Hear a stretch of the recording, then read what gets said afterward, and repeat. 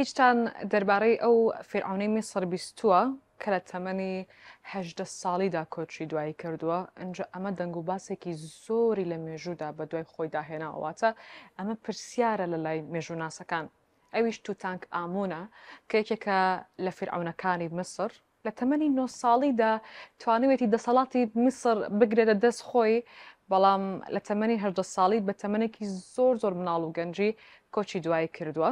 ئەنجا هەتا ئێستا نازانن هۆکاری مردنەکەی چییە. هەندێک دەڵێن نەخۆش بووە بۆیە گیانی لەدەستداوە، هەندێکی ترەڵێن کە ئێسکوشتەکانی ماوەتەوە دەبینجێ کە شکاوە، واتە لەوانەیە بەشداری کردبێ لە جەنگێکدا بۆیە وای لێ هاتووە. ئەنجا ئێمە دەچینە ئیستانبول، لەوێ پێشانگایەک هەیە دەربارەی کەرەستەکانی توتانک ئامون پێکەوە بینەری دەبین.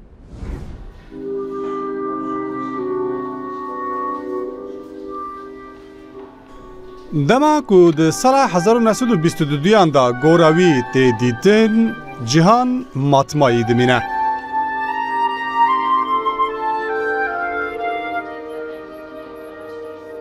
Sir û efsûn, dewlemendî û baweriya bi piştîmirinê ya di vê gorê da veşartî, cîhan li hemberî wê heyîrî dimîne.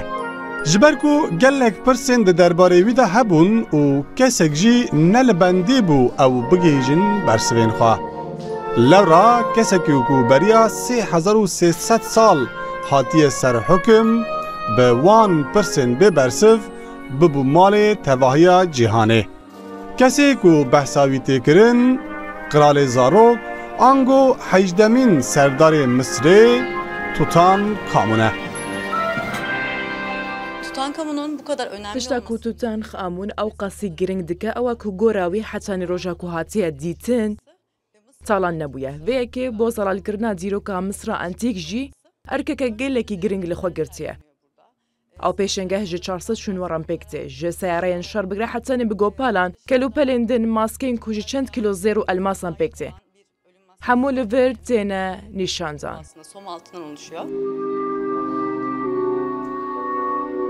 Tutankamun beriya zayînê de sala 1342 da hatiye dinê tenê 18 sal jî temen kiriye.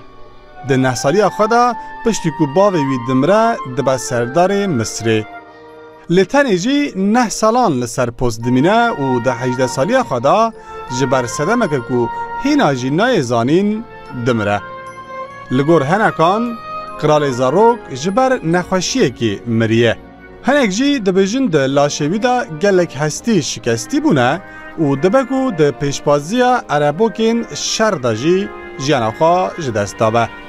Lê sedemê mirina wî hîna jî zelal nîne. Demam hatin vir em hetanî 3000 sal berê çûn.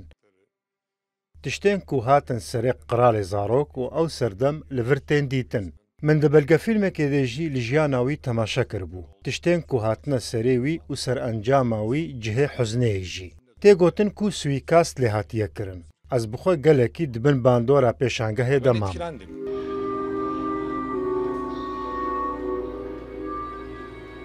Tişta ku Tutankamun kiriye meraqeke ku bûye milkê cîhanê, gencîneyên wî ne.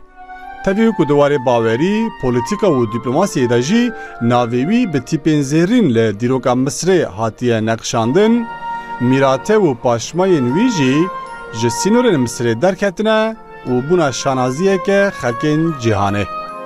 Tenane gora ku nehatiye talankirin û heta roja ku ew hatiye kifşkirin jî kesî hayî nebûye, di nava firavunên Misrê de gora Tutankamun e.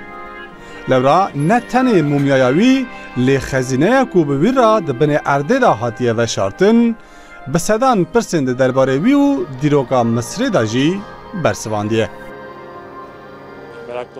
Ev mijareke ku min gelek merak dikir. Tiştek ku wî bi qîmet dike, ev e ku heta hatiye dîtin, gora wî weke xwe maye.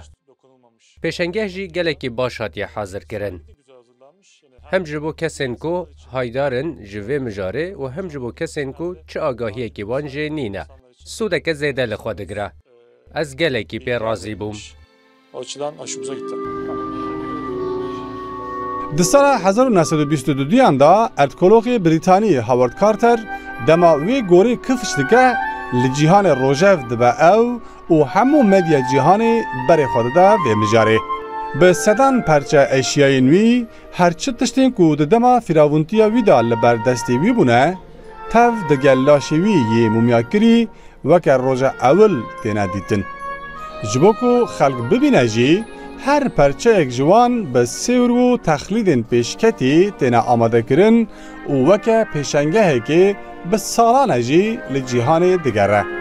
Tevî ku hemû ev eşya, zêr, zîv û her cor mücevherat neyê rasteqîm bin jî, ew pêşengeh li ku be bi 10,000 kes bi meraq seredana wê dikin.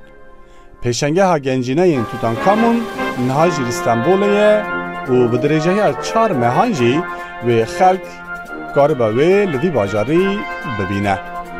Ravin Stek, Rûdaw, Stenbol.